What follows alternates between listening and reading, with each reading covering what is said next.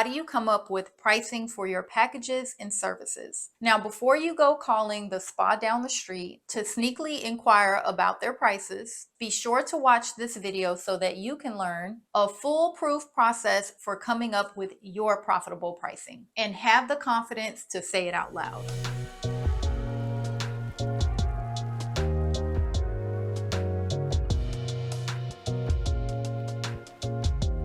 Hi, my name is Melinda Monet, licensed esthetician and founder of the Spa Profit Academy. My goal is to help you make, manage, and multiply your money so that you can book highly profitable services for your spa. In this week's video, I'm teaching you how to look at your hard costs so that you know exactly what it's costing you to deliver the service. Take inventory of all of the value that your package is providing the client and name and claim your package price with absolute confidence. And just a heads up, this video is part 3 of a 3-part series. So if you've not watched part 1 yet, which was all about how to design your packages, or part 2, where we talked about how to position your packages in a way that makes you unique and highlights the true value that you uniquely offer. Be sure to go back and watch those 2 first. So if you're ready to book more highly profitable services, let's get ready to dive in. So pricing is a hot topic in any business, but particularly in the spa industry for those of us that are self-employed. Even if you're in your infancy and just starting out, we all want to get clients. However, there's always this thing about being affordable, or what if I lose clients, or I'm trying to get clients and I'm struggling doing that with my current pricing. So who am I to increase my prices? So ask yourself, what kind of process did you follow when coming up with your pricing? How did you land there? Did you follow any type of formula? One of the things that we talk about in Spa Profit Academy is our profitable pricing pyramid.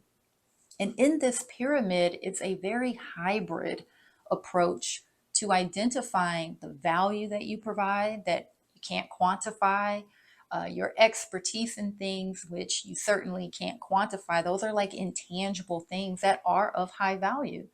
But at the baseline of it all, we conduct a cost profit analysis on your services because you want to ensure that you're paying yourself, you're covering your rent and utilities, all of the supplies and things that you're using during your service.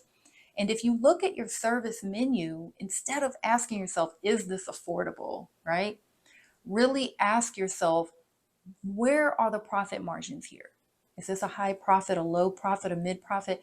And don't get me wrong, it's not to say that if something's low profit, you just have to take it off your menu altogether. However, it does mean that you may need to partner it with a high profit service and leverage that in order for it to hit your sweet spot versus offering it a la carte. Let's walk through a few of the key things that you want to ensure that you calculate. So one being the labor, right? You need to identify the hard labor cost.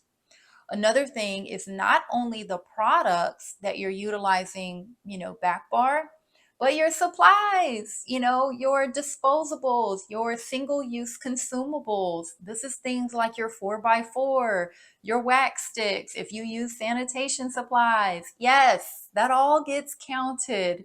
Another thing you want to look at is rent utilities. And this is the one that's challenging and that I find that the math don't be mathing when you try to do this one.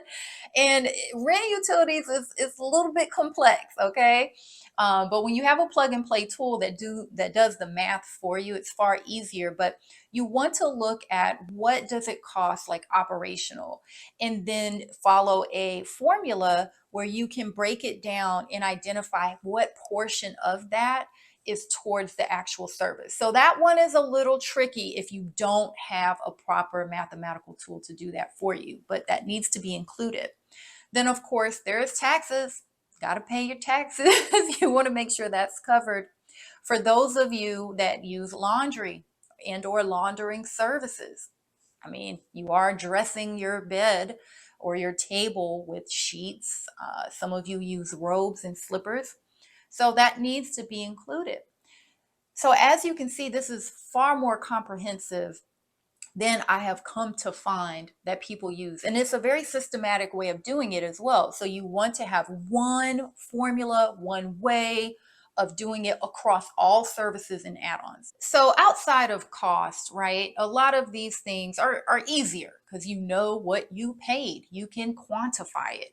But let's talk about the value add, right? This one's not so easy. This one has nothing to do with math, and when you're thinking about the value that you bring, that goes beyond just your expertise. Think about the things of why you choose one business over another, why you go to one restaurant over another, or hairstylists, and so on and so forth.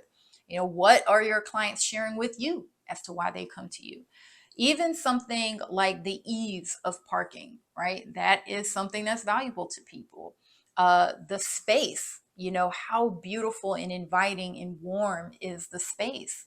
Your expertise. Do you use the gold standard in products? Do you have all the newest and latest cutting edge in technology? Also, your touch. Yeah, your touch. Some of you, I had a client earlier today tell me I do a mean scalp massage.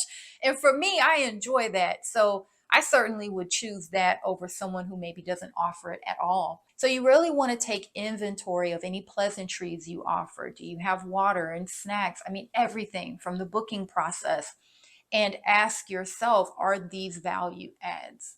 And you can't quantify them, but you certainly want to take inventory of it. And that needs to be a factor as to where you land ultimately with your pricing. Now, one of the things that I want to touch on in terms of pricing, it has to do with our feelings, our emotions, and ultimately our self-worth. And it's easier said than done. I could totally sit here and say, well, girl, it has nothing to do with that. And it doesn't, but you certainly need to address it. Now, I want you to remember this. Your self-worth cannot be quantified. All right. You can't place a numerical value on your worth, baby. We are priceless. That's your birthright. And it has nothing to do with pricing. But one of the things that I invite you to lean into is, how do you uniquely offer the service? The worth is around the service. The worth and the value of it is how you can articulate it to your client, right? And highlight it to the client. And ultimately, it really lands on, what does the client value? What is she willing to invest in it? So it's less about, trying to sell a product, sell a service. Really, what we're selling here is results. We're selling the solution that she's seeking. We're selling the experience that we offer. We're selling the transformation that we provide. And the more you lean into that, you can gently guide yourself back and really remove all of the internal feelings that you have. So I want you to remember, when you approach these pricing decisions for your business, let it be a data-driven one and not an emotional one. Because we all know, myself included, that sometimes our inner me can truly become our enemy. So we spoke about, your hard cost. And then we spoke about the things that you can't quantify, all of those value adds. And you might be asking yourself, that's good, but how do I bring this all together to land on a price? There is no black and white answer to that. I know, I'm sorry. You probably watched this video through the end. You might have watched a 3-part series and you have this unanswered question, and it's not that black and white. However, what I can tell you is this. Once you know your cost and you've covered it all in the fashion that we spoke about, you've taken inventory of your value. Of course, check your marketplace, because you don't want to outprice yourself, but you certainly don't want to underprice yourself. I will say, part of the confidence will come from you doing the math, because once you see those numbers, you don't feel bad about charging what you charge, because you know that it's simply required in order for you to have a sustainable business. Also, when you take inventory of all the value add, that is going to lend to your confidence. Trust me. Trust the process. The process will lend to your confidence. However, you're not going to feel confident about it every single day with every single client, and that is okay. Take ownership of that right now. It is just not going to happen. However, you may have to have a pep talk with yourself. The process is going to lead you down a path of having more confidence so you can speak it with confidence. Because despite strategy, and you can follow all these steps as soon as today, but I promise you, if you don't own it and you don't speak it with confidence, it really can fall flat.